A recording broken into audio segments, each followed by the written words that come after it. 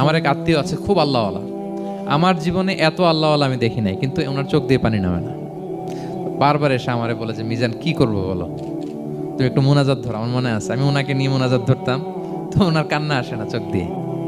তো আল্লাহর হাবিব সাল্লাল্লাহু আলাইহি ওয়াসাল্লাম বলেছেন, কারো যদি চোখ দিয়ে পানি না নামে বা হৃদয় নরম না হয়, তারা যেন এতিমের মাথায় হাত বুলিয়ে দেয়।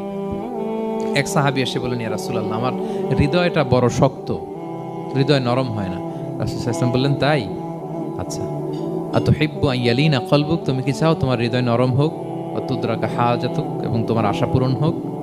তিনি বললেন হ্যাঁ। তো রাসূল সাল্লাল্লাহু আলাইহি ওয়াসাল্লাম বললেন, ইরহামিল ইয়াতীম, এতিমের উপর রহম করো।